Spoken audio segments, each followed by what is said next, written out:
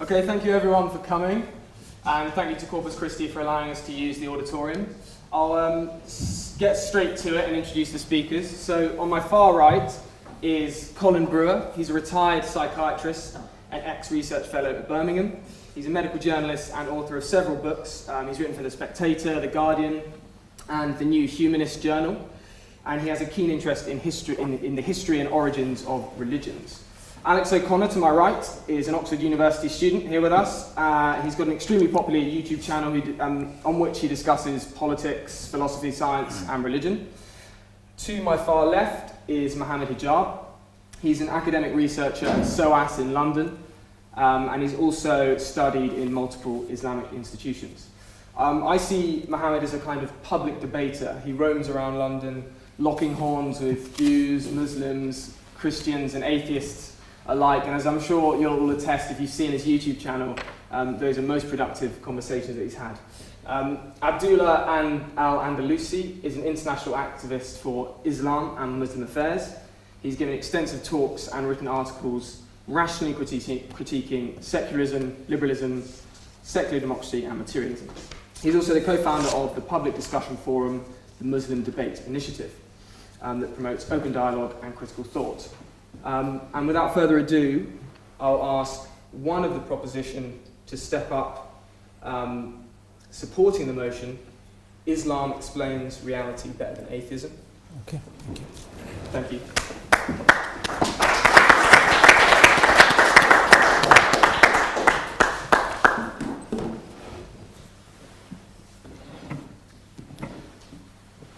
In the name of God, the gracious, the merciful, I'd like to thank the Oxford Forum and my fellow panelists for facilitating this debate and everyone here for attending. I used to be Christian. My mother was Catholic and my father was secular. I went to a Church of England school and learned the basics of Christian belief. However, with there being so many belief systems, I asked myself a question. How did I know I was born into the correct one? Would I have been something different if I was born and raised elsewhere? I then studied every belief, claim, or worldview I could find to discover the ultimate explanation for all things. In doing so, I found that many explanations couldn't account for many things that I could observe or prove themselves false or fell apart due to their own self-contradictions or contradictions between what they say and reality. For example, I encountered Trinitarian Christianity, which argues that God is both one and three, and that the infinite, immortal God is also a finite, mortal man. I encountered polytheists who argued that there are many gods, some eternal, some who popped out of nothing, who are all infinite but have created and finite human or animal forms, suffer ignorance, tiredness, and even injury. Some Pacific Island religions consider volcanoes who created their island and whose sediments make the ground highly fertile for cultivation to be also eternal and divine. I've also found that many atheistic positions are not any more special or more coherent than these.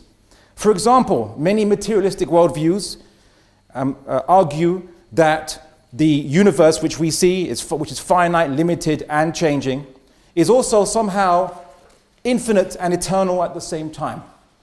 You just can't see it. Other atheist positions argue that the universe ultimately popped out of nothing, albeit with precisely measured amounts of energy, but no cause to determine that measure. Of course, there are also atheistic worldviews like types of Buddhism, which goes to show that atheism doesn't preclude spirituality, just God. When I encountered Islam, I found something different. That Islam describes God as a being of infinite or inexhaustible power and who possesses intentionality or will. He has no human or animal attributes, forms, natures, or appetites. Islam teaches that God is genderless, does not experience tiredness or ignorance, and exists without peer. Surah Ikhlas of the Quran makes clear, Bismillahir-Rahmanir-Rahim, Qul huwa Allahu ahad. Say God is one, Allahu samad. The self-sufficient, Lam yalid wa lam yulad. He does not reproduce, nor was he reproduced. وَلَمْ يَكُنْ لَهُ كُفُوًا أَحَدٌ. There is nothing like him, which means he is without partner, because if there were other infinite gods, they would all limit each other and all would not be infinite or gods at all. This is the Islamic concept of God, a pure indivisible oneness, a cause and initiator for all things, a divine unity behind the multitude of created things. And it is the only explanation that is without contradictions and circular reasoning and does not need to appeal to any mystery to hide faults it simply doesn't have. Islam's message to mankind is to avoid the error of mixing the infinite and the finite together and creating false idols by attributing to limited and finite things the attributes that belong only to the Creator and vice versa. Instead, Islam asks mankind to recognize the infinite alone as the ultimate creator of all things, who is separate from his creation and not like it. Is this a God peculiar to Islam? No. Anyone on earth today or in history who worships an infinite, unlimited creator who willed all things into existence and does not resemble any finite things or creatures, worships the same God we do, whatever religion they call themselves. Islam teaches that it is not something new, but merely a reiteration of the same message that has been repeatedly sent down to mankind throughout different times and places, producing commonalities in many religions throughout history. Now to the title of the debate, Islam explains reality better than atheism. Some might say, well, atheism doesn't seek to explain anything. It's only a lack of belief of God or a rejection thereof. But atheism's denial of the existence of God carries the minimum corollary, that reality is completely explainable without God. And they'd be wrong in my estimation. There are four aspects of reality that only Islam's concept of God can ultimately and soundly explain, while atheism cannot do so without falling into self-contradiction. And these aspects are change, matter, finitude, and specificity. Atheism rejects the only sound explanation for change. If this moment depended on an infinite number of previous moments and movements, we'd never exist or get here. If I were to say that my opponents can begin their speech after an infinite amount of time, they would never have the chance to start their speeches, as an infinite amount of time can't end or even begin if you think about it. Likewise, if I asked a poor student, not pointing to anyone in particular, for £1 and he didn't have it, and he asked another who was equally poor, and so on, I'd never get that £1 until the chain of students found at least one student who had £1 to begin the chain of lending and eventually get to me. Now, this is known as the infinite regress fallacy, which is the same as asserting a beginning and no beginning at the same time. It is a contradiction and therefore impossible. The existence of change and movement requires a first mover. There's no way around that. And if it is the first mover, it means it chose to move things without being moved by anything else. Therefore, it has a will. This is the key characteristic of God, whose name is Al-Mubdi, in the initiator in the Quran. 2. Atheism rejects the only sound explanation for the ultimate basis behind matter.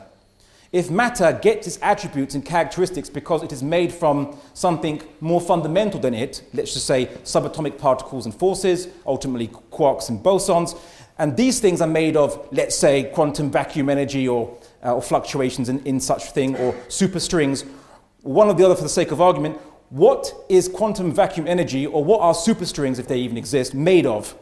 If something else, and that's made of something else, where does it stop? If it has no end, then nothing would exist. It's like saying a branch is held aloft from the ground by an infinitely tall tree, or a pond has no bottom to hold up the water, despite the water being at a specific level. The fact that anything exists and continues to exist proves there must be something fundamental that is supporting all these things, that itself isn't made of anything else and has no parts and therefore is self-sustaining.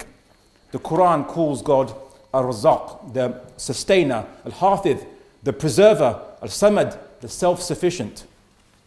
3. Atheism rejects the only sound explanation for finite things. If something has size, shape, charge, or a specific characteristic, what determined these limitations in the first place?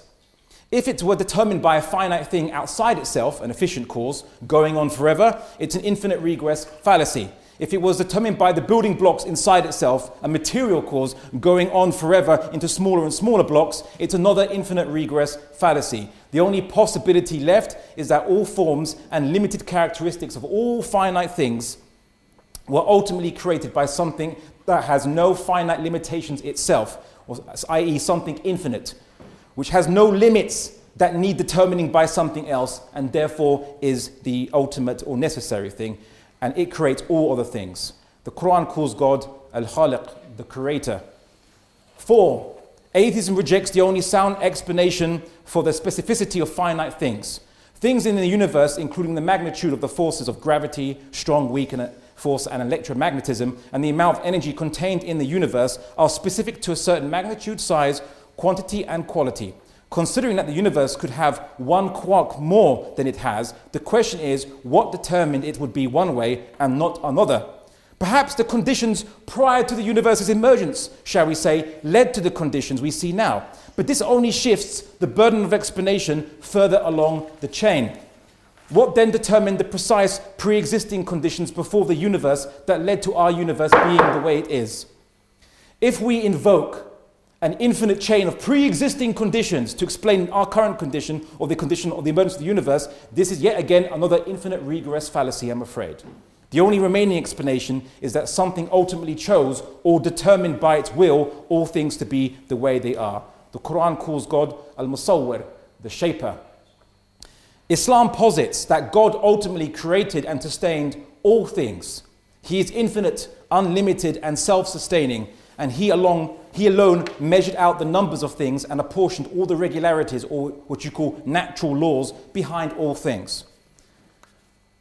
It is the Islamic concept of God that not only explains reality better than atheism, but it is the only explanation ultimately that can explain reality that we see, which does not possess self-contradictions, circular logics, or appeals to mystery or blind faith. The arguments of atheists, in my experience, are no different to those I've encountered from polytheists, Trinitarians, or volcano worshippers. Atheists just call their God the universe, which essentially is just a bigger volcano. Thank you.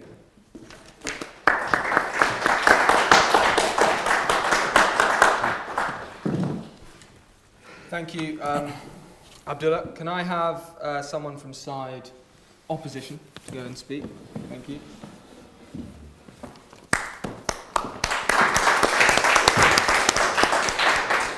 Well, good evening, everyone. I'd also like to extend my gratitude to the Oxford Forum for making this happen.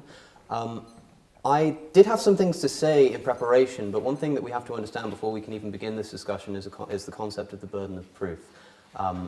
I did have some things to say, like I mentioned, but I think I'd rather just tackle some of the misrepresentations that I think we've just seen of the position of atheism. The first is a rather important case, which is, do we actually have anything to prove as non-believers in God? Atheism, as Abdullah quite rightly suggests, is thought of by many as simply a lack of belief in God. And the point was raised that no, that can't be the case, because a lack of belief in God entails some belief in the opposite, or at least a belief in a universe that can be explained without God. This isn't the case. Atheism is a claim to belief. It comes from the Greek, a meaning without, theos meaning God. It simply means living your life without the influence of a God. It's not an active position to hold. Many people would call it agnosticism, because we're simply saying, well, there's no good reason to believe in a God, but we're not saying that we believe there isn't one. But agnosticism is a claim to knowledge. Gnosticism is knowledge. Theism is belief. I simply say, I don't know, therefore I don't believe. Whereas the proposition seem to have to say that they also don't know, because nobody can know for certain, and yet they do believe. And what we need to see tonight, in order to agree with the proposition and have them win the debate, is the reason why they're able to take that extra step that we simply can't.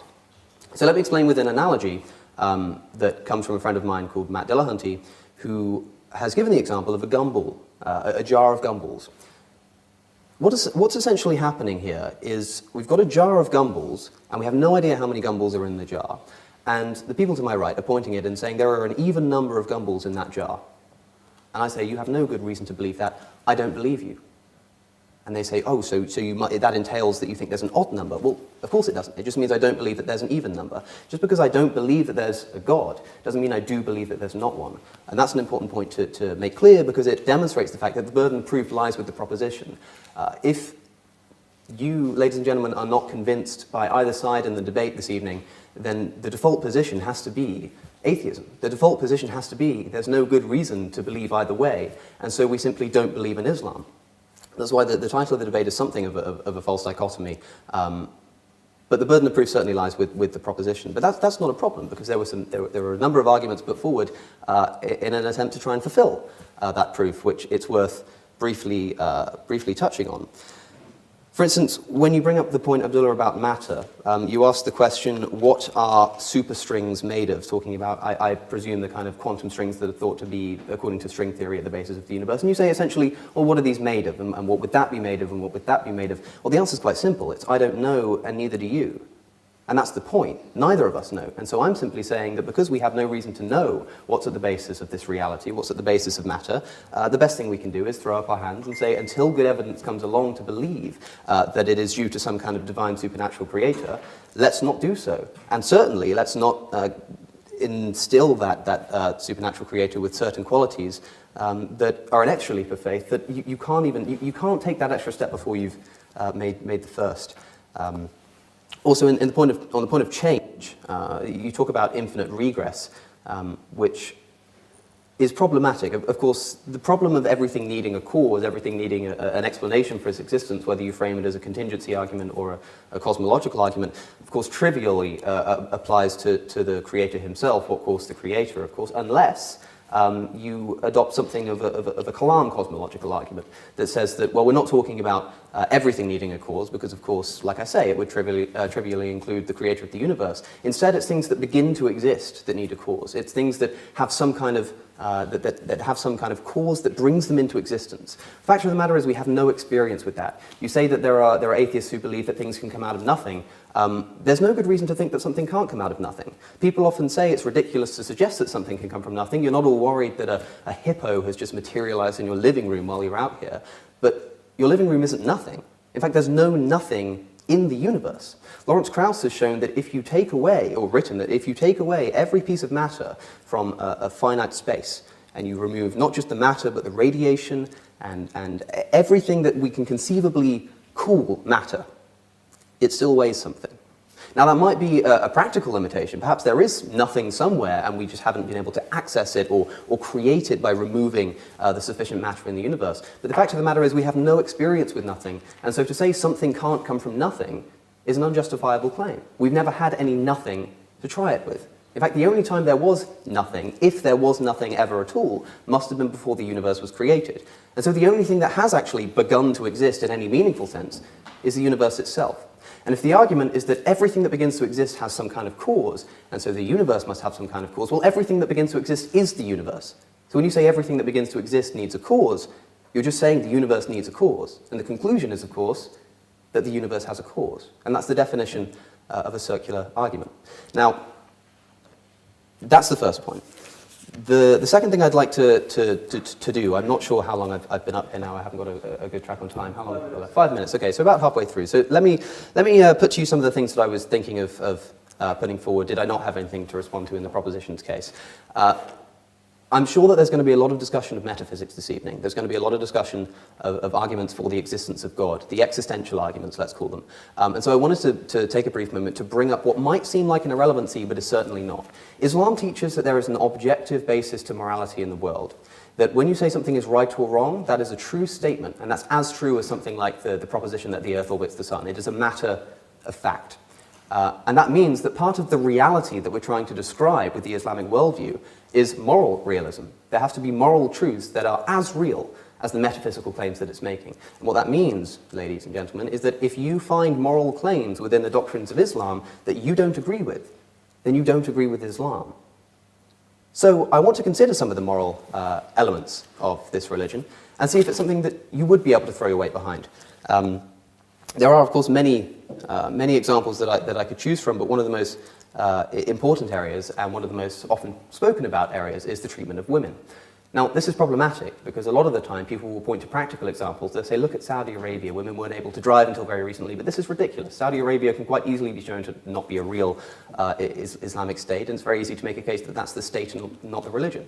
So let's turn to the doctrine itself. Let's turn to the scripture. What do we find? Well, there's a very famous verse in the Quran, and I'm sure this is nothing that the proposition hasn't come up against before, but I'd like to hear some kind of justification for these things, and I'm sure they'll be able to provide them. In the Quran, Surah 4, verse 34, I'm sure you're familiar with, is the verse which I'll quote to you. Men are in charge of women by right of what Allah has given one over the other, and what they spend for maintenance from their wealth. So righteous are women who are devoutly obedient, guarding in their husband's absence what Allah would have them guard. But those wives from whom you fear arrogance, first advise them, then if they persist, forsake them in bed, and finally strike them. But if they obey you, seek no means against them. Indeed, Allah is ever exalted and grand. So what we have is a situation where if a wife is disobedient, of course first you try to talk them out of it. Secondly, you stop having sex with them. But that really doesn't work. But then you strike them. Now, okay. Perhaps this isn't a thing about women. Perhaps this is just a thing about violent behavior. It's just about striking people who are disobedient, and not even disobedient to the husband, but disobedient to God. If someone's being disobedient to God, then they need to be set right. And perhaps the only way to do that sometimes is with physical violence. Well, okay, if that's the case, then let's look at a comparison from a hadith reported by Al-Hakim on disobedient men. So this is in reference to wives talking about their husbands. She should not beat him in case she is stronger than he. If he is more in the wrong than she should plead with him until he is reconciled. If he accepts her pleading, all well and good, and her plea will be accepted by Allah. Well, if he is not reconciled with her, her plea will have reached Allah in any case. So if a woman is disobedient to a man or disobedient to a god, whichever framework you want to think about it, the first thing that the wife should do, if the man is disobedient, is to try and talk him out of it. And if that doesn't work, it's not a problem, because Allah's going to hear it anyway. But if a wife's disobedient to a husband, then sure, he should still try and talk her out of it. But if that doesn't work, well, then you can strike them. Seems to be a bit of an inequality here. And that inequality is only highlighted when we look at the rest of that same hadith. It's preceded by the following. It is not lawful for a woman who believes Allah to allow anyone... it is not lawful for a woman who believes in Allah to allow anyone in her husband's house while he dislikes it. Okay, well, back in the times that this book was written, men were primarily the owners of wealth, so it makes sense if the man is the owner of the property, perhaps it should be his decision who's allowed on the property. That's not so much a problem. But let's continue. She should not go out of the house if he dislikes it, and should not obey anyone who contradicts his orders. It's getting a bit more questionable now. And to finish off, the very next sentence is, she should not refuse to share his bed. And you can take that to mean what you will, but I'll remind you that if you find any of this objectionable, then you should find objectionable the doctrines from which they spring. Another thing I'd like to talk about, and I'm certain, because I've certainly seen Mr. Hijab respond to this in the past, and it's something I'd love to dive into, is the marriage of the Prophet to Aisha, as certainly the Muslim members of our audience this evening will be aware of, but perhaps not everybody. Muhammad, while in his 50s, married a young girl called Aisha, and I say young, she was 6 at the time. Not 16 or 60, but 6. Now, of course, he didn't consummate the marriage when she was 6 years old. That would be quite outrageous. He waited another 3 years until she was 9. And the proposition has to defend the idea that that was ever morally permissible. And I think that's my time. Is that my time? Yes. Well, that's all I've got, but believe me, I have more. So we'll leave it for the rebuttal stage. But thank you.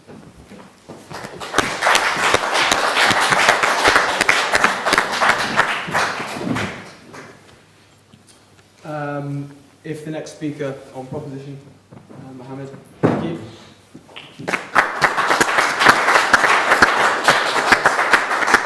I want to thank everyone for coming today. Thank you very much for coming. It's first day of Ramadan for us, and we're happy to have you.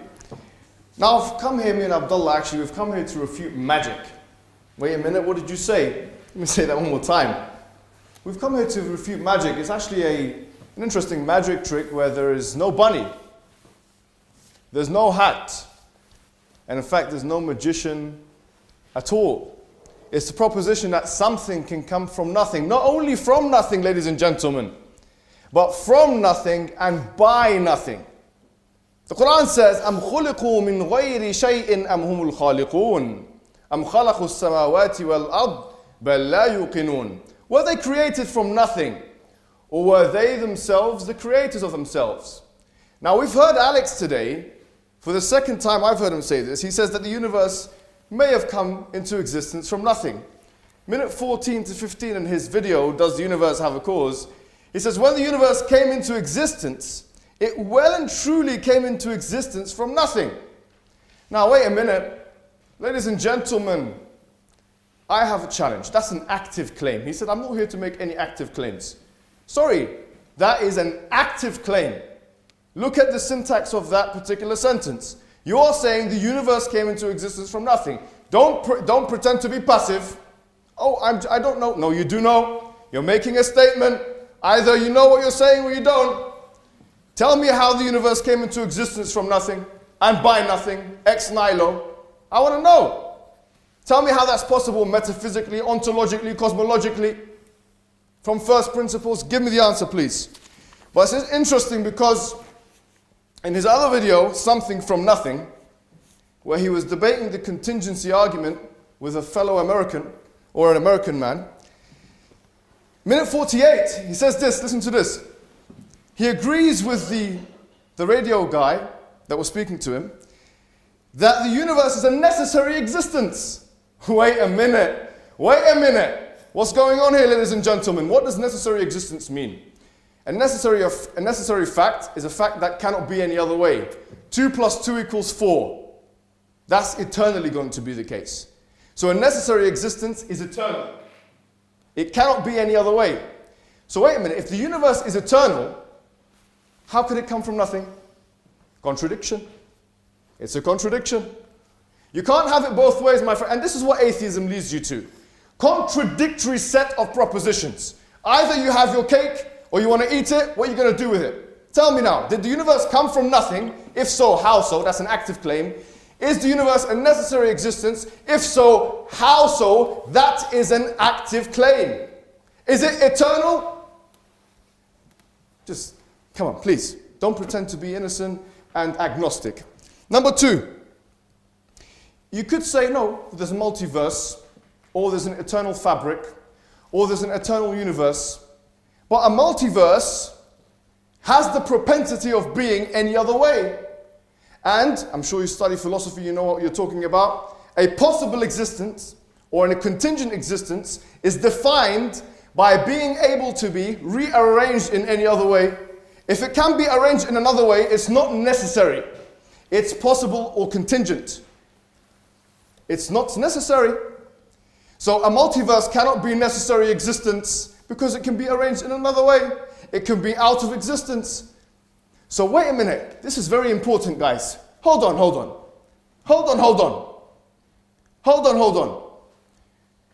You agree that there should and ought to be a necessary existence. If you agree with me on that, then you're not an atheist.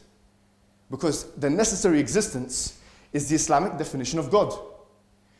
قُلْ هُوَ اللَّهُ أَحَدٌ. Say He is one and only. The self-sufficient, the independent. Meaning, the necessary existence. لَمْ يَلِدْ وَلَمْ يُولَدْ. He begets not, nor is He begotten. Meaning He's eternal. If you say that there's a necessary existence, you cannot say you're an atheist. From an Islamic perspective. And from a philosophical one. Moreover, we have to ask a question now. We're talking about Islam. So, why is Islam any different from any other religion? Because Islam talks about one necessary existence, one independent, one self-sufficient. Not 3 in 1, 1 in 3. Not a triune God. Not a multiplicity of gods, a plethora of gods. Not a pantheism. And by the way, I have to make this clear now. It was a bit of a straw man argument because Alex came up and says that Abdullah said that the universe has a cause. He never said that in the statement. But he had these written things. We never use the word cause. You can have a necessary existence. You can make an ontological argument for a necessary existence without causation at all. There's a difference between possibility and contingency on the one hand, or necessity and causation. You don't even need to, you can have it. You don't believe in causation before the universe? Fallacy of composition? Have it, no problem. You have to explain how there can be a world with only possible existences. How can there be a world with only possible existences? If you say there can't be, and we're happy to say there's a necessary existence, you're no longer an atheist from an Islamic perspective. Because you believe in an independent, self-sufficient thing that everything depends upon. And that is the ultimate explanation for all of existence. Now, a secondary point we need to make is that Islam, the concept of God, the Tawheed, the monotheism, is something not only intuitive, but it's something, as we've seen, that can be reasoned from first principles, ladies and gentlemen. And that's why, already when we just look at the concept of God, so many of the major world religions are ruled out. Christianity is ruled out. Hinduism is ruled out. I would say Sikhism is ruled out. Why? Because of that pure monotheism, that respectable monotheism that Islam has to offer. But in addition to that, as Abdullah alluded to, the meta-narrative of there being many prophets aforetime, many of them with the same message of Islamic monotheism, believing in one God and worshipping one God, is something which can be seen in the religious books. What Abraham said, what Moses said, what did they come and say? Even according to Old Testament literature, calling the people to monotheism. So, Islam also has an inbuilt system of falsification. Works in a similar way to science in many ways. 4 challenges, which I'm happy to take questions on, the questions and answer, or in the cross-examination. 1, if this book was from other than God, the Quran says about itself, there would have been many contradictions. Chapter 4, verse 92. Number 2, the inimitability challenge. Try and produce something like it. And there is a quantifiable way of doing so, which we can talk about in the question and answers. Number 3, that Islam makes predictions about the future. And it specifies time and place. And this is my claim. It's the only religion to make a series of predictions about the future, none of which have not materialized. Whereas with anyone you want to mention who makes predictions of the future, at least some of their predictions will be falsified. And I'm willing to be tested on this. Test it. It's falsifiable. And in fact, this falsifiability is even stronger than the scientific one. Why? Because in scientific falsifiability, everything is susceptible to falsifiability. Everything that's done now, if I do a scientific experiment, now it can be falsified. But with a retrospective perspective, a hindsight perspective, if predictions have been made of the future, we can see whether those predictions are right or wrong. And we can talk about those predictions there's a book coming out called The Forbidden Prophecies by Aira. That's going to be something which details that case in detail.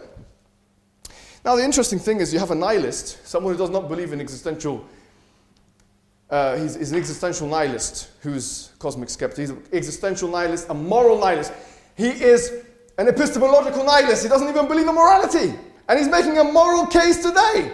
I mean, I don't know how this works. I really don't know. He says, I subjectively value my liberty. In one of his videos, The Moral Argument, 1 hour and 16 minutes. Tell me how, from first principles, liberty works. Is it not based and predicated on a fictitious, hypothetical, mythological state of nature detailed by John Locke and Thomas Hobbes and those individuals? Where's the scientific evidence for that? Why do you believe that? Why do you believe in equality? John Locke established his equality on the hedonistic principle and on a theory of God. Now you're an atheist, try and find from first principles why you believe in equality. We as Muslims don't believe in second wave feminism. Simple as that. Yeah, there's some things in Islam which are different for men than to women. Why do I have to justify myself to you? You have to justify why that equality of that Eurocentric understanding of equality of second wave feminism in the 60s that emerged is the objective morality. That's you, that's an active claim that you've made. You have to substantiate it. But listen to what he says in his video, My Problem with Sam Harris's Morality. Can I finish off? Yeah, you got a minute left. If you go to Somalia and tell those women, why do you put those women in bags? They will accuse you of cultural imperialism.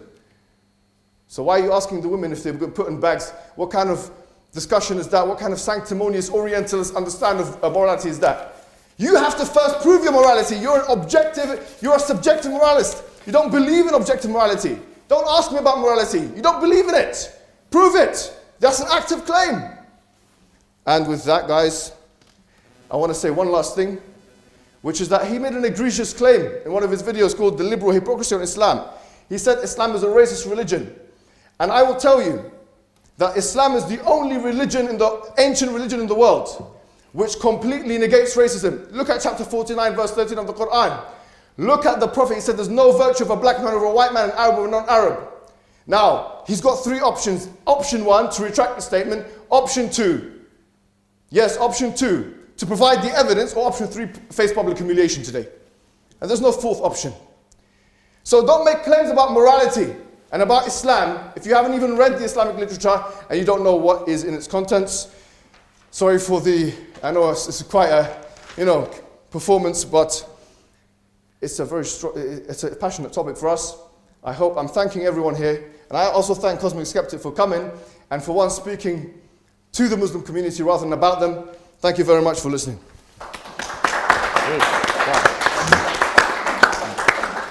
Thank you very much for that, Mohammed. Now can we hear from Colin Brewer?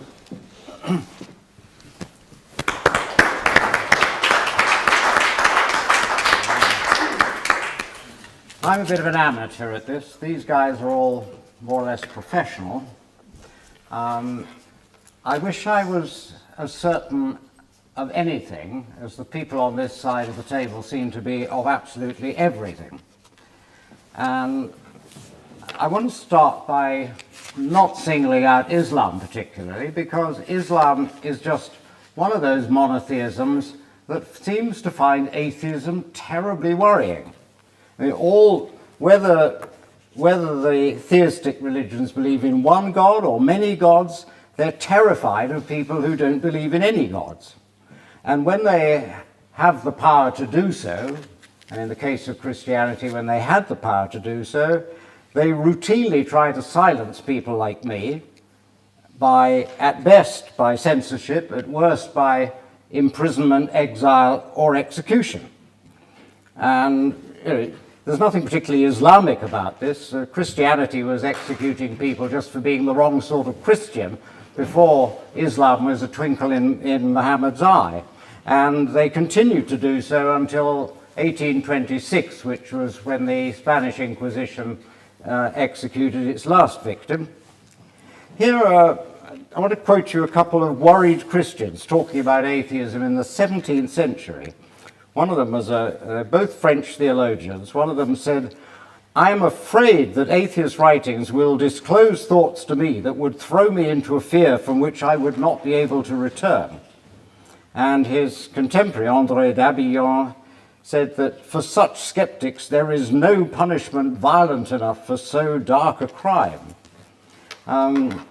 Even in our own relatively tolerant country, when Parliament was open to people who were not members of the Church of England, guess who came last? First of all, they let the Catholics in, about 1829.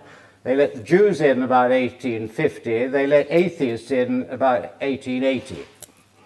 So Christianity no longer has any power to liquidate people who question it, and almost everybody in Britain and most civilized countries is pleased about that. I'll explain what I mean by civilized in a moment. Islam has not lost that power. Not only that, but many people in Islamic countries, and in some Islamic countries, most of the people are very pleased that it has the power to do very nasty things to atheists. The Islamic countries were the only ones who refused to sign the part of the Universal Declaration of Human Rights in 1948 that said that deals with freedom of religious belief, including the freedom to change your religion or not to have one. And that's why I think that such countries are, in one very important sense, not totally, not altogether civilized.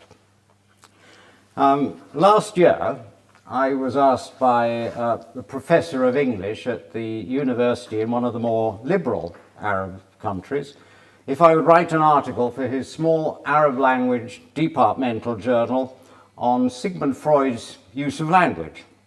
It will be published soon. I'm very proud of it. It'll be my first work to be published in Arabic. But it has one very important omission. Soon after I started writing it, I thought I'd better check with him whether it was okay to mention that Freud was an atheist. He said, if you do that, they will immediately close down the journal and possibly my department as well. Now, you don't really persuade me that you get a better grip on reality when you spend your time trying to stop people from giving their views on various aspects of reality. And when you outlaw discussion about what reality might mean. And whatever we mean by reality, I suggest there are two broad types of reality. One is historical reality, which means an attempt to find out what really went on in the past.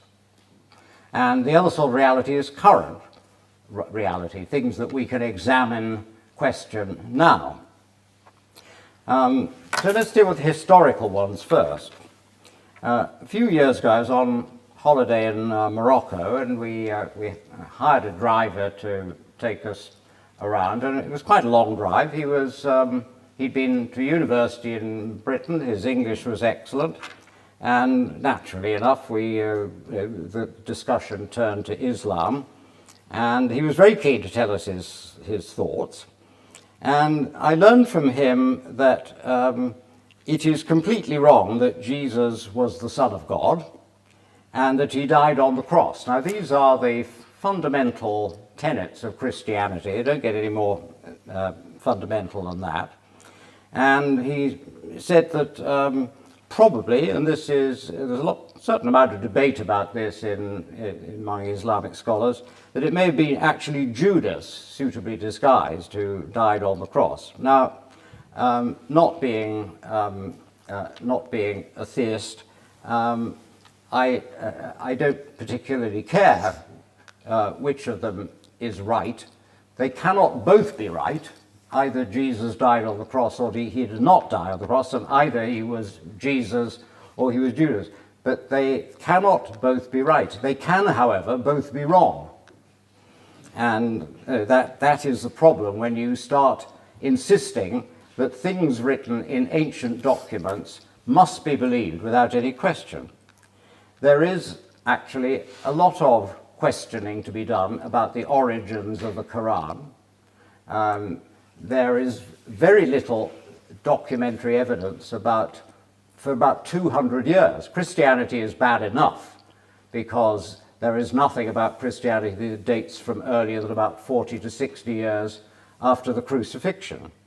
And we know how difficult it is to be certain about events that happened 20, 30 years ago. People have ferocious arguments about the Second World War, about all the various other wars that have happened since. So when you're making claims with the kind of certainty we have seen from this side of the table about historical events, when even the history of the Quran is shrouded in quite a lot of mystery, and when you threaten people with serious sanctions if they try and do research on it, that, to me, does not say very much about your desire to get to grips with reality. It was not permitted to do serious historical research on the Bible until about the end of the 18th century. You could still be sent to prison in Britain for denying the Trinity as late as about 1812. But eventually in the 19th century, serious higher criticism, as it was called, of the Bible appeared. And now people are very much less certain that everything said in the Old and New Testaments is actually true in every respect, to put it mildly. The Catholic Church didn't allow that until about 1941, and Islam does not allow it still. Islamic scholars have found their careers seriously threatened if they really tried to get to grips with some of the mysteries of the early versions of the Quran and so forth. So let's turn now to, how am I doing for time? About halfway? Sorry? Oh, you didn't, that's right, all right. I didn't hear the halfway mark. Let's turn very quickly then to reality as is current. A few years ago I got into some discussion with Dr. Majid Katme, who describes himself as the spokesman for the Islamic Medical Association of the United Kingdom on medical ethics. And I was interested about Islam's line on abortion. And he wrote to me saying, because obviously one of the issues in abortion is when does the fetus become human? When does the fetus gain the kind of status where its destruction becomes increasingly important? And he said, at 6, I'm quoting him directly, at 6 to 7 weeks of pregnancy, the soul is breathed in the body of the fetus. Divine human life starts when the embryo turns into a fetus. Okay, so that's relatively clear. It's not a human being until it turns into a fetus. At this critical stage, it's absolutely forbidden to interfere with this new sacred life. One can call the fetus here a persona, human and divine. However, there's wide Muslim opinion in the Muslim world, considered by many Muslim scholars in the past. And some of them say that ensoulment occurs 120 days after conception. Personally, I and other Muslims do not agree with this view. It's based on a wrong Arabic interpretation of one saying of the Prophet. And then he said, this important saying of the Prophet Muhammad, peace be upon him, when 42 nights have passed over the nutfa, the fertilized egg, Allah sends an angel to it who shapes it and makes its hearing, vision, skin, flesh and bones. And then he says, O Lord, is it male or female? And your Lord decides what he wishes and the angel records it. He gives the reference in the hadith. So there it is. Forget all that ludicrous stuff about Y chromosomes and gender. It's Allah what does it. Maybe someone should ask the Muslim Council of Great Britain if they really want someone like that advising them on medical matters. Yes, I will finish there. Thank you.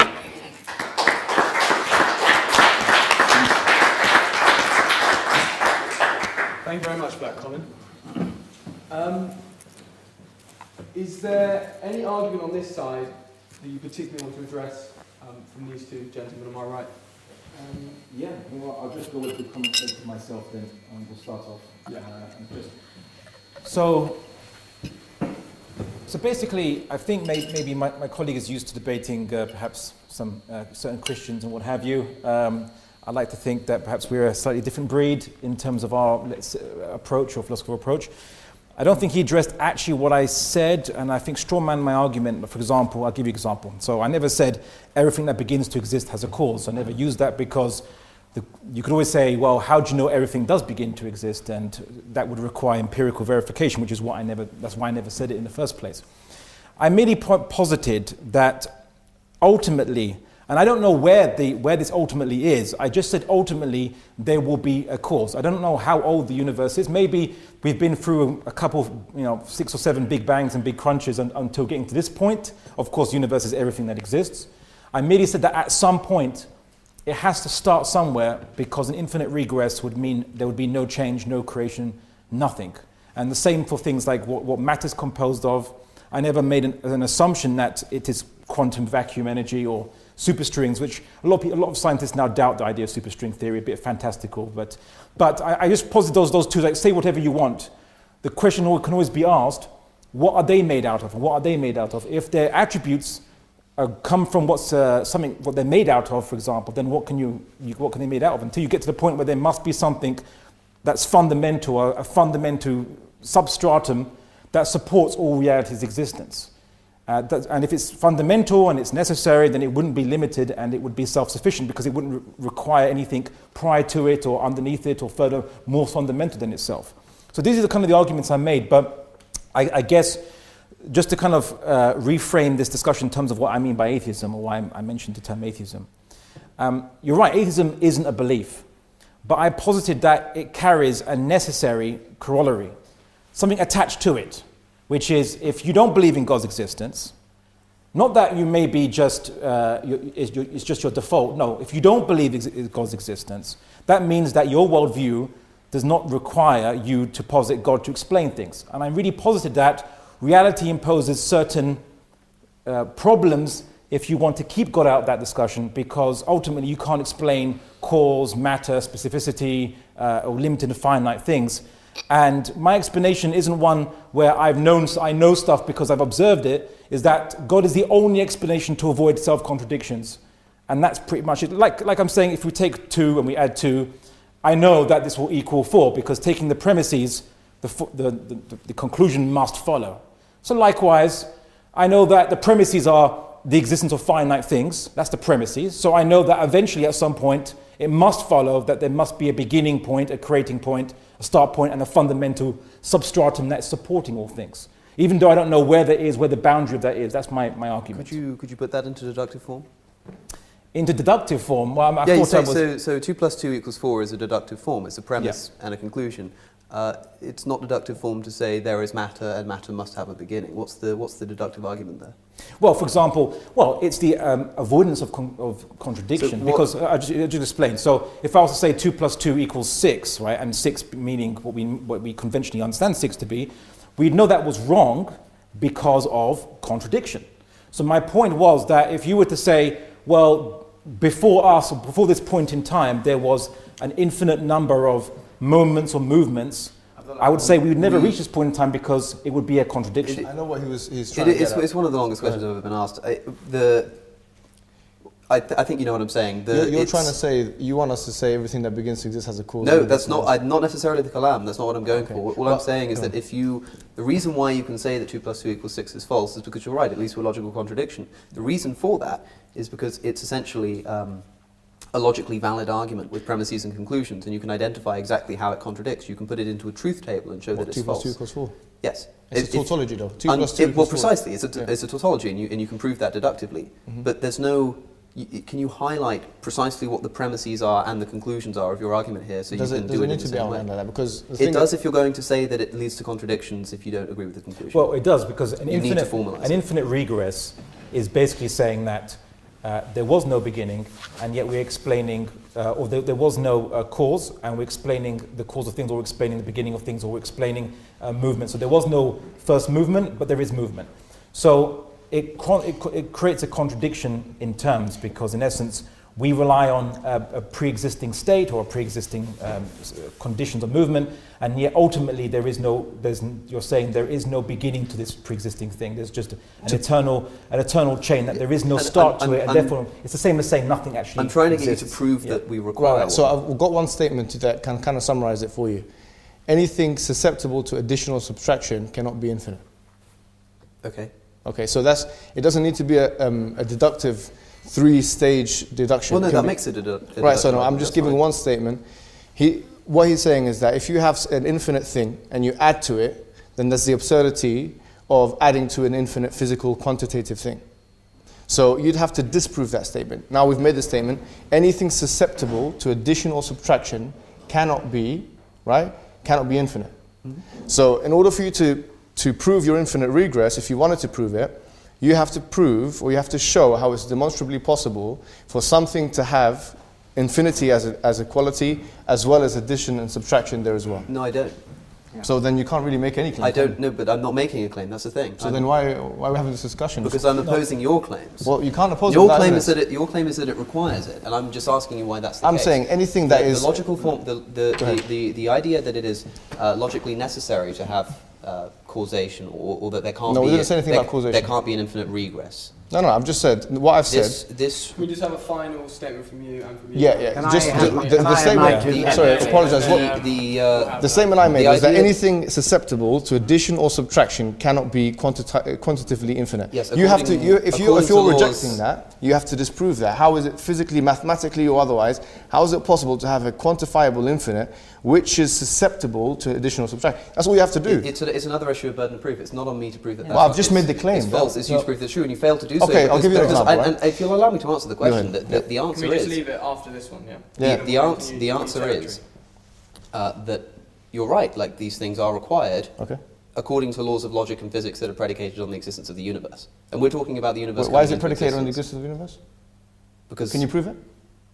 Well... No. Okay, so why are you making a claim? It's an active claim. It's a possibility, right? No, it's an active claim, which is... And it's not a possibility. It's possibly true. Do you know why it's not a possibility? And if it's possibly true... No, it's not possible true. Why is it not possible? Because if the universe is a possible existence, then it cannot explain the existence of other possible existences. If there is a necessary Did you get that? Do you understand that part? Yes, I'm asking you a question in return. If there is a No, necessary... but can you address that first? This is what I'm trying to do with the question. If there is a necessary being or occurrence, and that entails another... Which is what you admit. And that entails another occurrence. No, it doesn't entail... And if it does... it doesn't work like that. If I may just... I think the confusion is... Firstly, I don't think all things require putting into a logical syllogisms. I don't think it's necessary. They do if you're going to say they're it does when you're making contrary propositions. A sentence could say that this sentence is false. It creates a contradiction within the sentence without it being a logical syllogism. Yeah, but again, that is logically false. I'm merely pointing out that there are ultimately only two possibilities to basically anything that you might observe which is finite, limited, and what have you, which is either it was the result of something more fundamental than it, or something that is prior to it.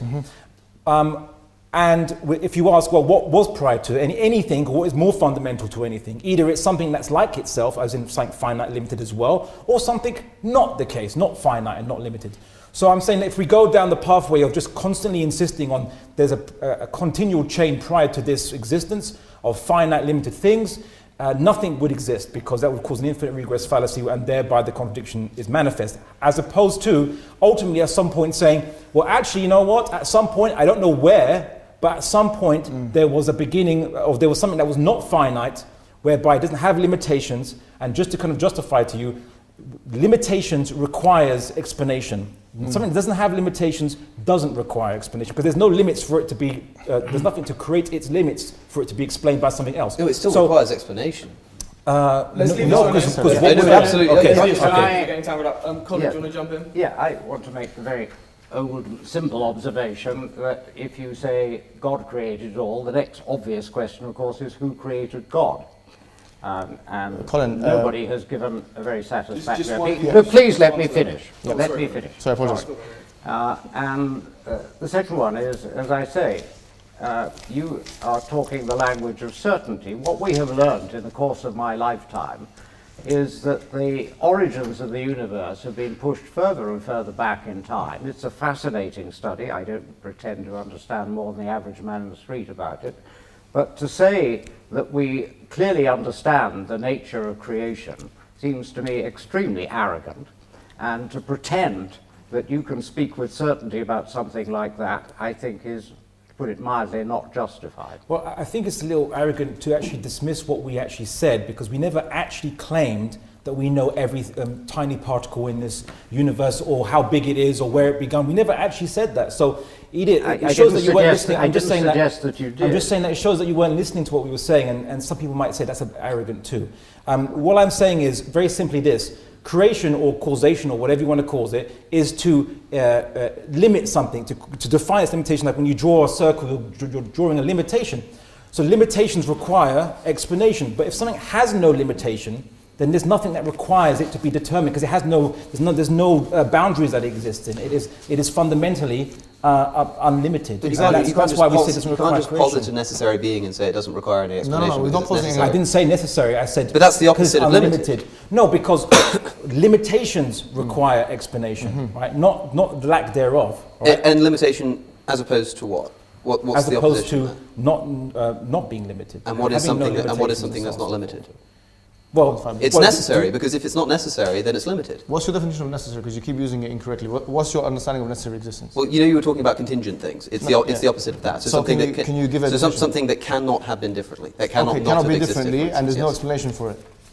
What, outside of itself? Well, I suppose so. Right, yes, right. And okay, so can you tell us how there can be a world with no necessary existence? Well, you said we're living in a world of possible, or you said that we have to claim that we're living in a world of possible existences. Do you agree that there could be nobody's claimed that. Do you accept that there is a necessary existence? I would say that yes. Then that's God. But that doesn't have to be God. Thank you very much. No, that does not have to be God. I'm sorry. No. That's our understanding of God. It does not have to be God. Yeah, for us, a necessary existence is something which is perfect. Couldn't be any other way. Explains everything else. That's our definition of God. It explains everything else. Because it's necessary, it couldn't be any other way. All contingent, it couldn't have been any other way. That's got no explanatory power. Alex, all contingent things depend upon it. Yes? Give me an example of a contingent thing. This cup. How was it contingent? Because it could have otherwise not been in existence. Do you know you're speaking to a determinist? Pardon? Do you know you're speaking Yeah, to a okay, so what did determinism So come from? if You said in your thing, sorry. What determined it? Let me ask you a question. This Go might ahead. seem isolated, but it will make sense. Go ahead. If P entails Q, Go and ahead. P is necessary, Yes. is Q necessary? No. It's not. No. No, it's not. It doesn't have to be. If necessary, Sorry, hold on. Let me explain why. What we're doing here is we've said that these dependent contingent things, As you're defining them, do you accept that this cup could have otherwise not been in existence? no. So, okay, That's what determinism is. Well, hold on. So you believe in the determinism? Yes. And you said in your speech, in your thing, a universe from nothing, you said that determinism comes from the necessary existence. Are you talking about the contingency debate with 48 Justin Riley? minutes, yes. 48 minutes in, you said that one necessarily leads from the other. In other words, determinism leads from necessary existence. Yes or no? Sorry, say that again. You said Determinism leads... determinism leads from necessary existence. Okay, I think we were talking about a different thing when No. You said this, and I can show it 48 minutes into the video. Yes, I said that sentence, but I meant a different thing by necessary existence. So you said the universe was necessary existence. This can't be a semantic point scoring exercise. I It's meant not. something different by what you're talking about. No problem, but you said this. Definitions matter. You said determinism comes from the necessary existence. What did I mean by that? I I'll require tell the you what you context meant, of the because I conversation remember to know what I was actually meaning I by just those listened to terms. this 2 days ago. The guy asked you, is the universe, would you agree with Bertrand Russell that the universe just is, yeah? And you replied and said, yeah, the fact that the universe is necessary existence, I would agree with that in the first instance. And then he said, how would that tie in with determinism? You then said, determinism follows from, determinism follows from the necessary existence. Right, I know what you're talking about. Do you remember? I was the person I was debating with, a guy called Cameron Batuzzi, he was making the case for the contingency argument. Right. And he was saying that there are contingent things in the universe, and therefore he was using that to reason that there's a God. And I said that if that were the case, that necessary existence, the determinism would follow from that. I was making the case. Okay, so I didn't say that it does exist. Listen, Alex, I didn't say that it does exist. We agree with you on that point. So this is the thing. You agree with us on more points than you think you agree with us on. You believe in a necessary existence, which explains everything else. No, necessary existence. Be careful. You said a necessary existence. Are you retracting it? I said that Are you retracting it? the universe, there's not one unified necessary existence. You said that the universe was a necessary. So are you retracting that? The universe follows a necessary causal chain.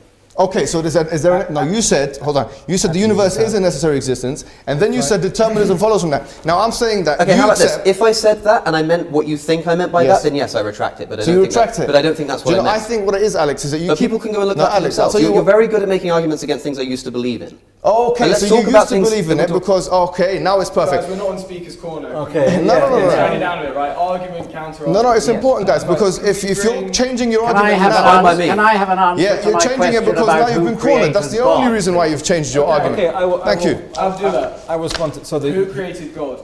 Colin Burr's argument. Yeah, well, we have to actually ask the question, why does anything need creation in the first place? Right? It's a more fundamental question, yeah? So, I mean, I could take this club, but sometimes I just take a stone or something and I say, how do you know that this actually thing was created or required creation? So if this thing was, let's say, eternal or let's say uncreated, then why is it in its particular shape, form, and so on and so forth that it didn't choose?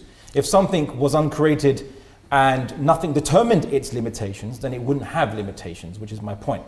So therefore, it's kind of ridiculous to argue that God requires creation when he has no limits that require defined by anything to be defined by or determined by something else.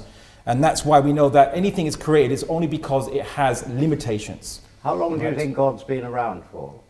Eternity. What I'll say is that God is outside of time, so there's no pre-existent time before him. Right, he's the beginning. How do you know? But you know what? I just want to kind of just pause and rewind something that you mentioned in your presentation. I just want to just briefly touch on it before we touch anything else, which is you said that Islam is terrified of people professing atheism. Right? Again, I think that I don't know what experience you've had maybe with from reading European history books, but I suppose you should read books about Mesopotamia and Islamic civilization. The Prophet Muhammad, if I may just finish, I'll let you respond. So the Prophet Muhammad had a famous debate with a Bedouin atheist, right? There was no intolerance there. The Bedouin atheist actually became Muslim, but there was no intolerance just because the guy initially professed to be atheist. Abu Hanifa, famous classical scholar in medieval Iraq, Baghdad actually, had public open-air debates with atheists. Presumably there's atheists who were living in Baghdad at the time to actually be invited to open-air debates, and no one killed them or was intolerant to them at all whatsoever. And when you say, oh, Islam is terrified of atheists, I just want to say something. You're not special. We encounter polytheists, we encounter Christian Trinitarians, we encounter Zoroastrians throughout our history, and from our perspective, you're all arguing exactly the same thing, which is somehow the finite thing is also infinite and eternal, and we don't really see you as different. Actually, you're just another, let's say, just not a flavor of ice cream that we are basically encountering. So don't make yourself out to be more special than you are from our perspective. And as for the issue of tolerance of atheists, I think you should question your founders of your very ideology which pervades the West, liberalism. John Locke in his Letter on Toleration argued that you should tolerate different Christian sects, Protestants basically, right.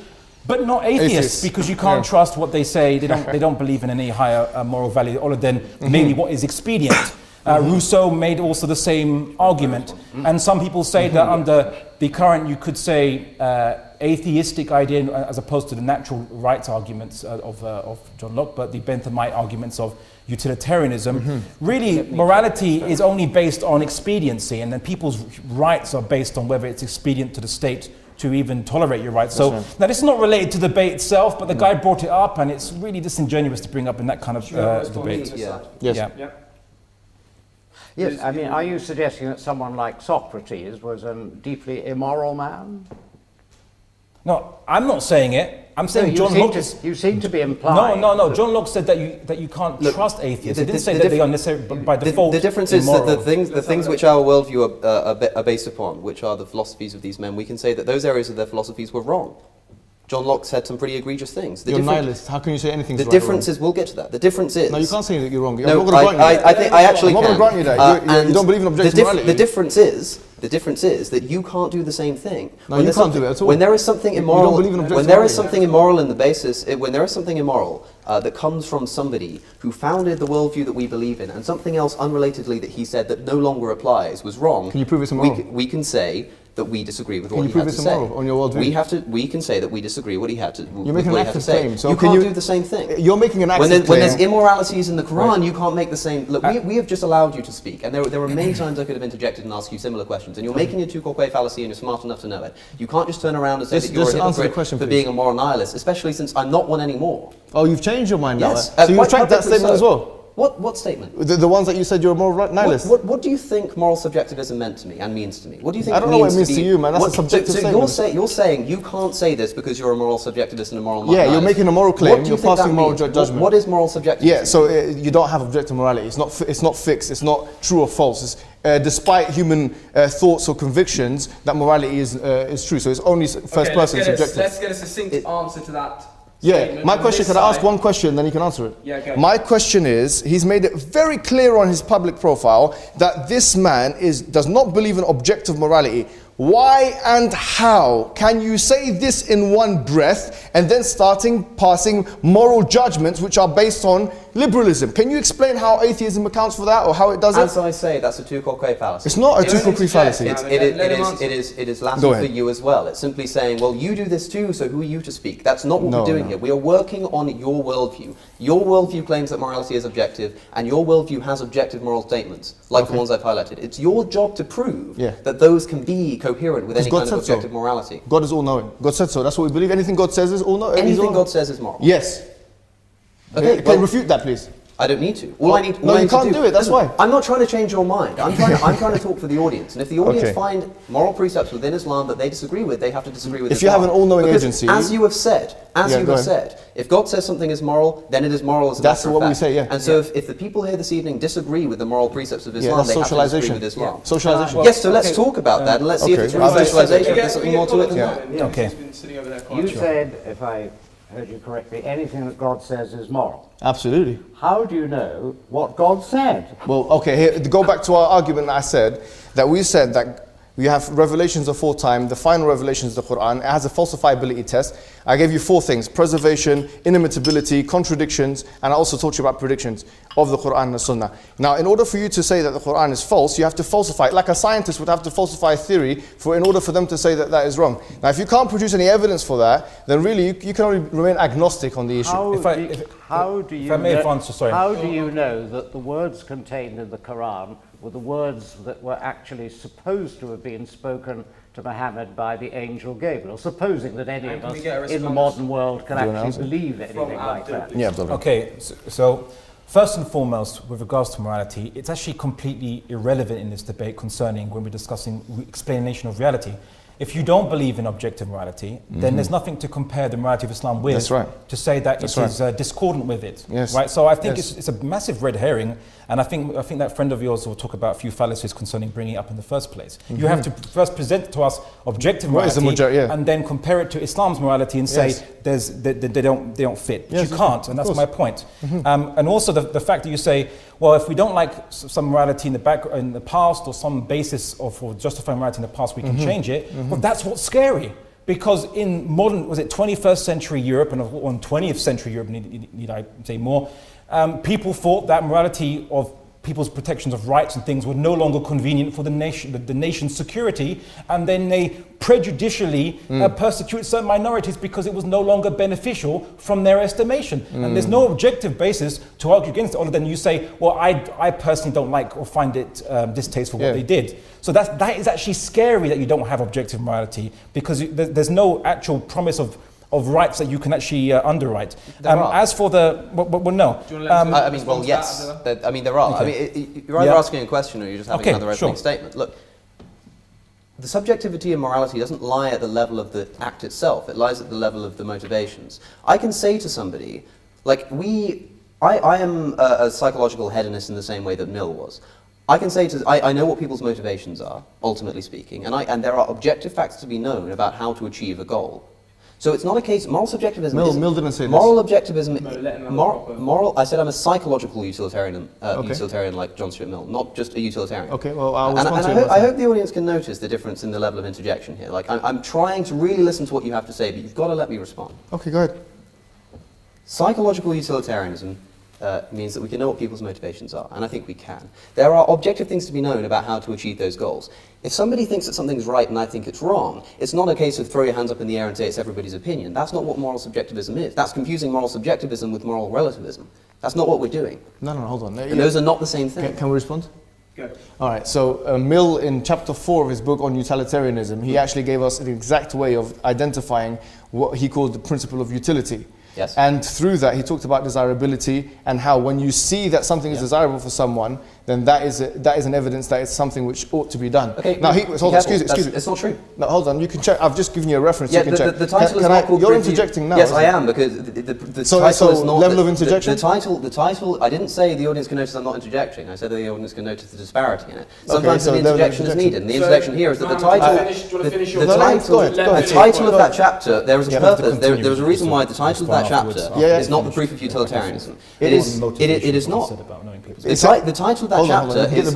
The title of that chapter is the kinds of proofs to which utilitarianism is susceptible. No, hold on. The title of the chapter is proof of utilitarianism. It's not. You get the book. You can check it now. It is the types of proof that utilitarianism is susceptible to. John Stuart Mill wrote the book himself. You can get the copy from Waterstones now. Everyone in the audience can Google it. Yes, it's actually, the title is Proof of Utilitarianism, chapter 4. That's what people call it. That's not what Mill wrote. Who calls it that? The title, Mill. What are you saying? Mill doesn't call it the proof of utilitarianism. That's what it's titled. He avoids it. He does not That's say the name that. of the chapter, my friend. It's not the name of the chapter. Okay, so should we get it up? Yeah, if you'd like to. Okay, if anyone's got utilitarianism, we can see. Okay, if anybody has a copy of the book, let's leave it on that as a reference point. Okay, yes, my friend. No, it's important. It's important. The reason why. It's important. The reason why. Either way. Guys, come on, because it's sort of descending into chaos. We want to get Abdullah and then we'll get Colin in afterwards. Okay, so just to continue what I said. Is he right? It's not proof of... Okay, well, I can see that point. If he's right, I can see the point. That's fine, because I don't care if you're right or wrong about that. The thing that matters is the point that he was making. And the point that he was making is that you can't prove utilitarianism because he's a moral nihilist in that sense. But he said that there are certain proofs to which it's So if you can't prove it, why make a case? So because you can't prove that the point the mill made with the visible thing. Subjective. Let me answer the question. The point the mill made with the visible thing, which you brought up, is that the only evidence we have that something is visible is that it can be seen. That's what he said. Now, we can't prove that this water is visible, but we both agree that it is, and we can use the same level of proof to understand moral claims. It's not a deductive proof, it's an inductive. Why use it as an argument? One thing, for someone who said that there are many things that you don't know in the universe and things that you can't presume. Yes. For you to claim that you now know people's motivations with the same kind of certainty enough to make it, to derive some objective moral system, yes, is somewhat of a contradiction there, because everyone's motivations might be unique or different, yes, or unknowable to you anyway. Certainly we never understand the viewpoint of a psychopath, of someone who has the inability to empathize. Well, the psychological literature is quite good on that. But look, the study, of course, but to make a claim that basically that you can understand everyone's motivations, or there is some kind of unique template of motivations that all human beings subscribe to or can fit into, is really contradicting what you said earlier on, saying that you don't actually know, or you don't make claims to know things which you don't directly observe. I make claims about morality, and I also didn't say that. Brief response to that from Alex, and then I do on the last question, and then we're going to open up to audience questions. I do make claims about morality. That's not a problem. I never said that I didn't. I also didn't say that I don't make claims about. Where have you seen morality? Is it in a I also didn't say that you have to see things to be able to prove them. Oh. Okay, so are they illusionary for you? I would agree with that statement, and I'm glad you agree with that. Let's leave it there. We're in agreement. Brilliant. Colin, do you want to do the last question? Yes, I'm still waiting for an answer to my question of how you can possibly be sure that what are supposed to be the words spoken by God, or rather by the angel Gabriel to Muhammad, are actually the words spoken, if indeed they were spoken at all. Okay, brief response to that, and then we're opening up to the audience. Okay, so a couple of days ago I presented a lecture on how do we know Islam is true when there's so many different, let's say, conflicting or competing belief systems. In essence, from every aspect, from the Islamic concept of God being a main issue, which is what my presentation was trying to focus on, the Islamic concept of God is almost completely unique to Islam, with the possible exceptions of variations of Judaism and philosophers who've reflected upon the possibilities of what could exist and what create all existence, and they've all come to the same conclusion, just like good old the Greek Xenophon, that there must be an ultimate creator who's infinite and he's unlike created things. Xenophon is a famous Greek philosopher who believed that if he rejected polytheism and rejected idols that look like human beings, saying if a cow had a god, it would make the gods to look like cows. So he wasn't an atheist, he just rejected polytheism. And so we would basically kind of side with that view. But I asked you a very specific question about what the angel Gabriel is supposed to have said to Muhammad. How can you possibly know, how can anybody possibly know that that was actually what happened? How can you know? Explain. And if I let me just finish my point, which is Islam is basically, when I encountered it and I took it as a hypothesis for how to explain reality, as one possible hypothesis. After looking at different belief systems, including or lack thereof, let's say atheistic positions in belief system, naturalism or materialism, communism and such, I basically found contradictions and things that didn't make sense.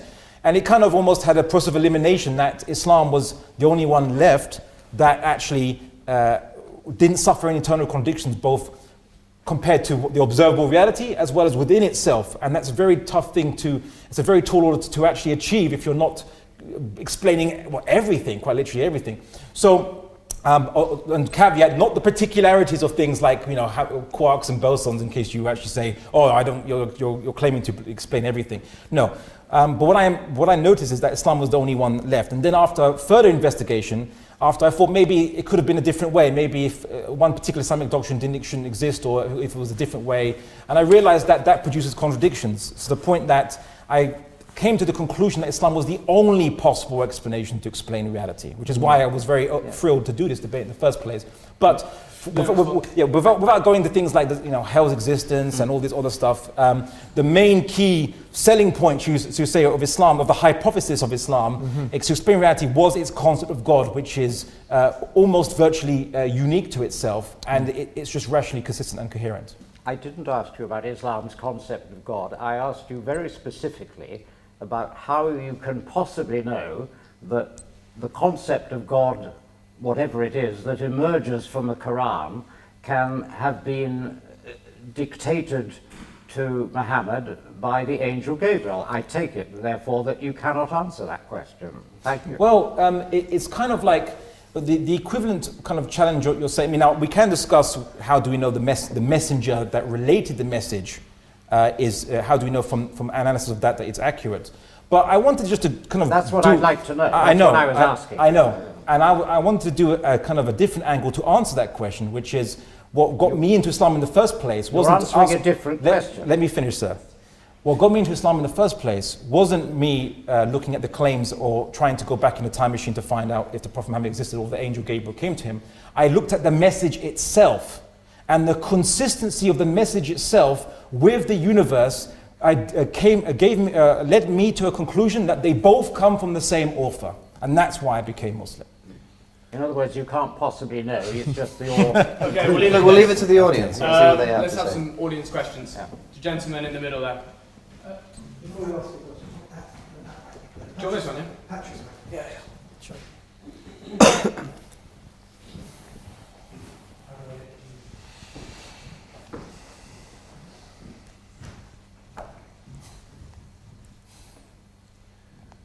The word reality in the proposition is a very big word, and I think it might be productive to focus a little bit away from cosmology for a while and discuss biological reality. Colin raised 1 or 2 points earlier. I was interested that Mr. Hijab used a very interesting, rather provocative phrase. He said, God begets not, nor is begotten. Now that obviously raises hoary chestnuts about biological evolution.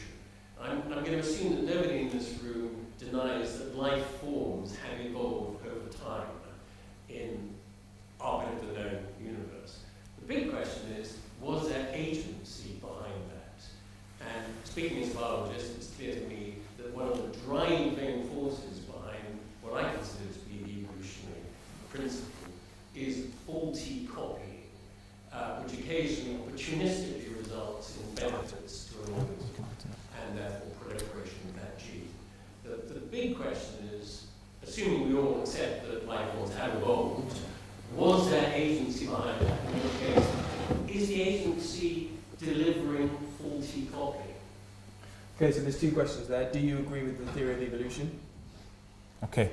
So, and what was the agency behind it? Do I believe there's agency behind it? Okay. Yeah. Okay. So in essence, as Muslims, we don't dispute what we observe from the universe. The Quran tells us to observe the universe and to understand the how God instituted things, the mechanisms God put in place to bring things about. So that's not a problem, and we have no issue, we have no truck with animal evolution and evolution of obviously microbiotic life and things like this. There's no problem like this and change. But now, for you to claim that the process of copying and mutation that occurs, to claim and call it faulty copying, is actually making an assumption of teleology, of telos, as the Greeks would say, of intention, that life has an intention to create perfect copies, all right? But if a person is a materialist, let's say, that you say that things happen out of necessity, right? Things just occur out of necessity. And what I'm positing, or what we would, let's say, view it as everything that happens, all the mechanisms in life, as well as in inanimate objects throughout the universe, inanimate matter, let's just say, all these mechanisms have been instituted by God. So there's no problem or contradiction that we have with that at all whatsoever, whatever the case might be, whatever the science reveals. Okay, so you agree with evolution and the driving force is God? Can I answer the question? No, we say that all mechanisms were instituted by God, yes. Let's have one question, one answer, because otherwise That's we're going to go around in fine circles. Yep. Yes, gentleman at the top right. Okay, so this debate's been about Islam. So this debate's been about Islam and atheism. But I'd like to Could you speak up a bit, please? Which was that atheists aren't special, and that Muslims have been debating Christians and Jews or Zoroastrians for years. I come from a Muslim and Zoroastrian family. I'm sure there might be Catholics here or Hindus or Jews. The thing is, with Islam and atheism, Islam makes some claims, and atheism says, we're not making claims. With Islam and Christianity, or Islam and Judaism, Islam is making a claim, Christianity is making a different claim, Judaism is making a different claim. They all evolved at different times. Islam and Christianity and Judaism all make similar claims, but there are significant differences which are of a nature that is very, very important for Muslims, in that for Islam to be true, it has to be able to show that, say, Christian claims about, say, Jesus being the Son of God aren't true. So rather than attempting to argue against atheism, how do you propose to suggest that Islam is right, that the Quran is right, and not the Bible or not the Talmud? Yeah, so what the gentleman's essentially saying is on this side of the house there are two leaps of faith. The first, God. The second, the Islamic God. Okay, so we've already shown from first principles how it can be conceived or can be reasoned that a necessary existence, which all other existence depend upon, exists and is in fact necessary for existence. But in terms of the specific claim of Islam, I'll repeat the challenge, and obviously there are people in the audience here. I've said to you before, and I'll say it again, that Islam makes specific claims and challenges which are not found in other texts. And this makes Islam and its texts open to falsifiability. For example, number one is the preservation challenge. Chapter 15, verse 9, it says, إِنَّا نَحْنُ نَزَّلْنَا الذِّكْرَ وَإِنَّا لَهُ لَحَافِظُونَ. We have certainly sent down the book and we will certainly preserve it. Chapter 4, verse 92, the contradiction challenge. لَوَجِدُوا فِيهِ اخْتِلَافًا كَثِيرًا. They would have found in it many contradictions. The third thing is the inimitability challenge. And we said before that this has quantifiable measures. And I'll give you one example. The Quran was a circumstantial revelation, and it was revealed piecemeal, right? So for bit by bit. But despite the fact that the Quran was a circumstantial revelation and it was revealed piecemeal, you'll find that there is an incredible knitted togetherness, a consistency, a coherence of the Quranic text, which make it almost impossible, I would argue, that it would have been from human authorship. For example, the Quran in chapter 3 verse 59 says, إِنَّ مَثَلَ عِيسَى عِنْدَ اللَّهِ كَمَثَلِ آدَمَ خَلَقَهُ مِنْ تُرَابٍ ثُمَّ قَالَ لَهُ كُنْ فَيَكُونَ. That certainly Jesus is like Adam. God created him from dust and said be, and he was.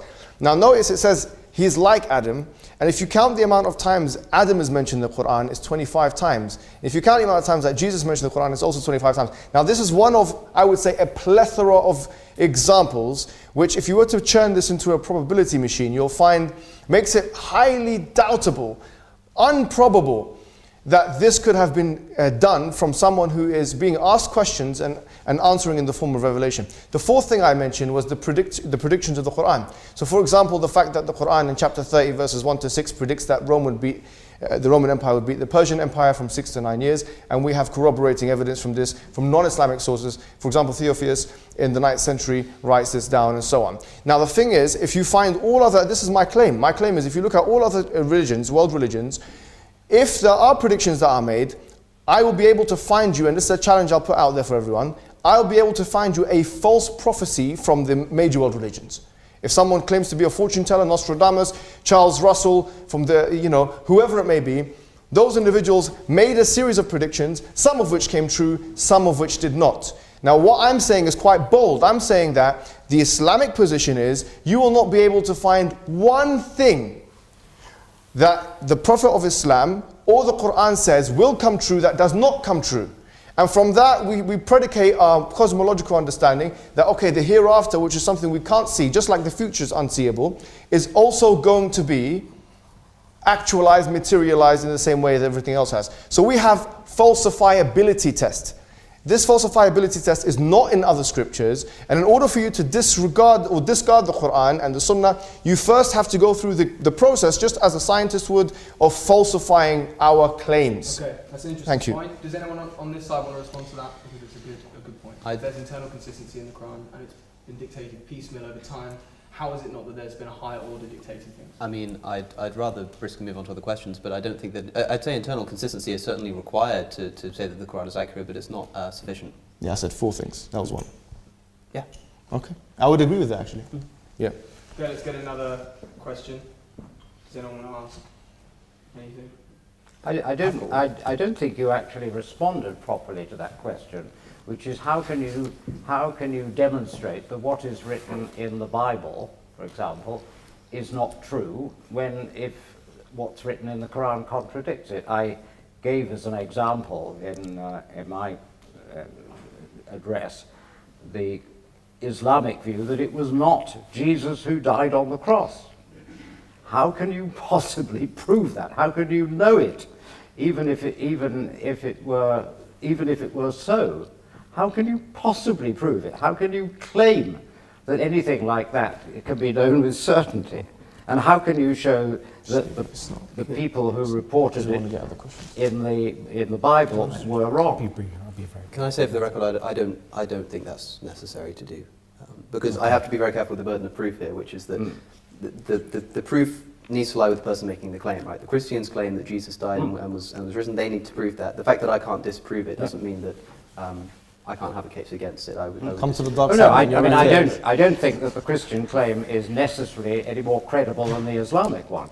I don't think Christians can prove it either. It's what they believe. But I don't think you can disprove it or give a credible opinion one way or the other. You have a complete lack of evidence. I mean, what I would say is certainly in science there's many hypotheses, and hypotheses I suppose is a prediction or a claim based on previous theory, and people like to check out the claims to see if they are consistent with what they can observe. So I never had a problem with actually checking out someone's claims and seeing if there was any proof, and also if it was internally consistent. And my claim against Trinitarian Christians, with all due respect to any Trinitarian Christians here, because they're not represented on this panel, of course, is that I believe that it has internal contradiction between an infinite, immortal God and a finite mortal man who is also God at the same time, as well as belief in God is one and three at the same time. The crucifixion is really inconsequential to that matter, because it's just a historical happenstance or a claim of a happenstance. But I suppose really, and just to kind of answer that person's point in another angle, and very, very briefly, if I may be permitted, is upon the question of discussion of is there a burden of proof? There's a burden of proof on us, there's a burden of proof on them, and they're not making any claims, so isn't the burden of proof meant to be only on us? I would say that everyone here has a burden of explanation, an explanation of reality, at least ultimately, right? And the whole point about science is to try to seek to chip away at reality to uncover a local explanation for things, but we're talking about an ultimate explanation of things, and I'm going to make a very strong claim, which is that the idea of an infinite thing which has will, that can initiate by choice, is the only possible ultimate explanation for all things that avoids contradiction. Any other possibility possesses contradiction, right? Including an explanation of reality that does not require God. Any other possibility does not make sense other than an infinite, powerful and willed creator. And that's my claim, and the only thing, and my proof of that is it's the only one that avoids contradiction and yet explains reality. Okay, let's leave it with that. 1 to 2 minute closing statements, starting with Colin. Oh, sorry.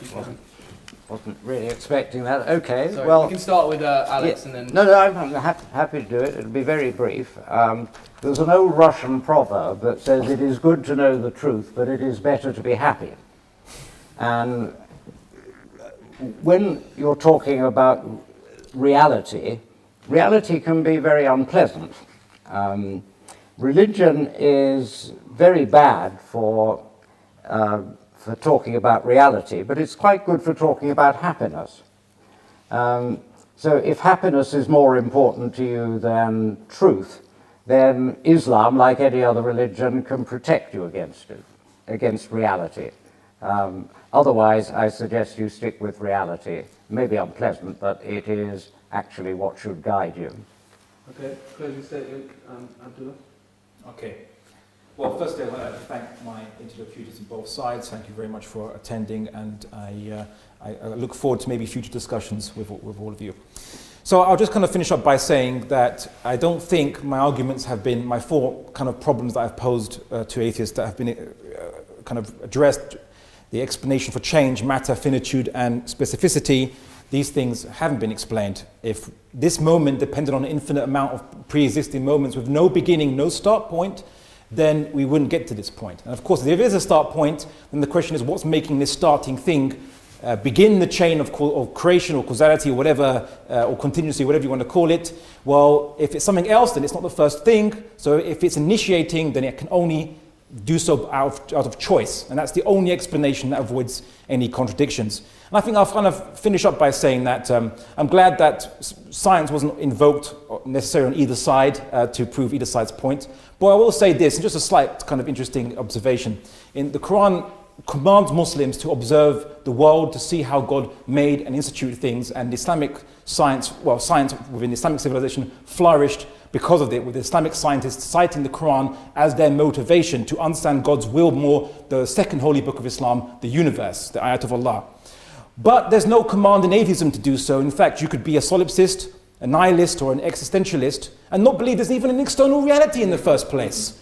So I think with atheism, it's not a question of atheism is attached to science, but rather that atheism can't even justify an external reality to even investigate in the first place, whereas Islam is assured of one. Okay.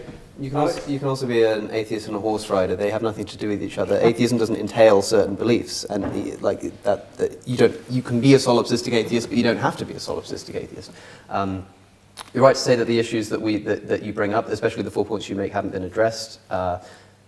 Perhaps they could have been if we could have gone to the end of the sentence. But I think that, likewise, the challenges that I proposed in my opening statements weren't fully addressed. The problems of morality, and I'd hate to compel or expect you to do so now in a closing statement. That would be unfair. But I hope that it hasn't escaped people that hasn't been discussed. And I think one of the reasons for that is because it can't be justifiably addressed. Although certainly Mr. Hijab has tried to on his YouTube channel, so you should go and listen to what he has to say. I just have to say that appeals to the fact that, for instance, you say, well, America had laws that said you could get married at 10. It's like, yeah, America was wrong, and so was your prophet. Like, the difference is that whilst we can progress morally as a society, if we base it upon constitutions and say that the moral issues that are infused within them don't depend on the person who's saying it or the fact that it comes from God, that's a hell of a lot easier than when you come up against the possibility for moral progress with statements that come from the unalterable word of the divine creator of the universe. And that's where I'd probably leave it. Can I stand up? Yeah. I'd like to stand up, please. 1 minute, Mohammed, don't go over yet. No, it's not 1 minute because he had 2. I want to say... 1 minute. I was timing it. Okay, let me add to. You said 1 or 2. Here's what I want to say, ladies and gentlemen. You see, this is the reality of atheism, where you have a claim, first of all, from a nihilist, someone who does epistemological nihilist, an existential nihilist, a moral nihilist, someone who does not believe in value judgments, saying you're right and you're wrong. That's unfair and it's unsubstantiated. That is an active claim that he's not been able to show from first principles. You see, the thing is, with atheists, they like to make claims that they cannot substantiate. He said himself, you can be an atheistic solipsist, which means you can, by the way, what that means is you can believe you're living in a matrix world. So if you can't even prove the external reality, or even an absolute reality, or even that rational faculties are truth reliable, then why are you making a claim that atheism, or trying to suggest that atheism potentially is better than Islam in understanding reality? If you don't make that claim, then you're conceding that Islam offers something, whereas atheism, by virtue of the fact, offers nothing. And to be honest with you, I have to say, I am actually convinced, I have some doubts after this debate. There's some skepticism. I doubt the existence of atheism, or atheists. Because if atheists, no seriously, because if atheist means someone who's lacking or disbelieving in God, what is a God? A God is an object of worship. What is worship? Worship is ultimate obedience to an entity. And I don't believe that any human being is not ultimately obedient, loving, submissive to anything. In fact, like Abdullah said, they're polytheists. That's what the Quran says, chapter 39, verse 29. Allah says in the Quran, He says, أعوذ بالله من الشيطان الرجيم ضرب الله مثلا رجلا فيه شركاء متشاكسون ورجلا سلما لرجل هل يستويان مثلا الحمد لله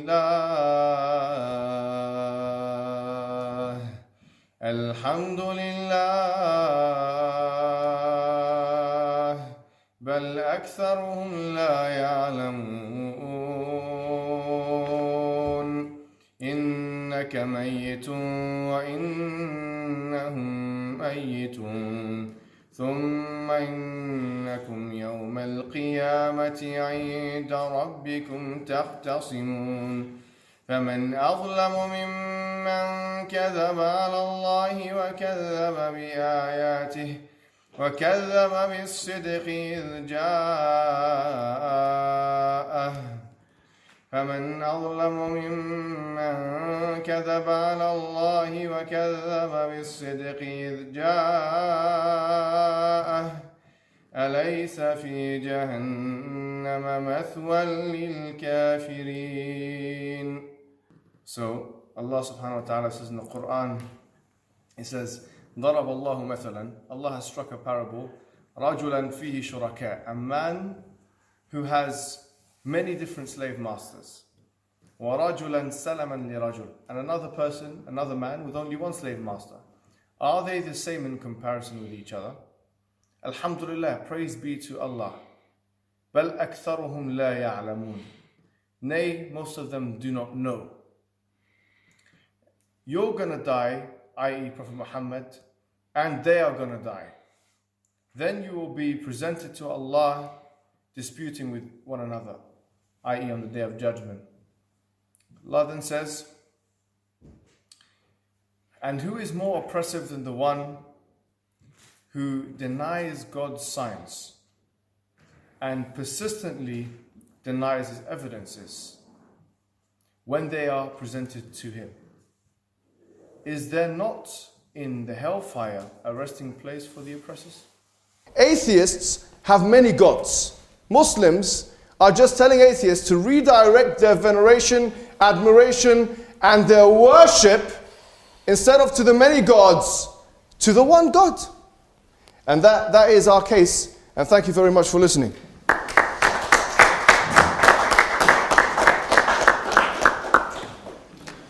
Thank you everyone for coming. It's been a long night, but a very enjoyable one. Thank you very much. Apologies for the passion. Oh, I'd expect it if you believe that you're right about these things. Thank you for your contribution. contribution. Thank you. I'm still waiting for an answer to my question. And you can still become an atheist. No, it's all right. No, because... Oh, sure. Of course, that's a great idea. Thank you very much. Just give the... And yourself as well, Patrick. Order of heights. I don't know who's taller. In the middle.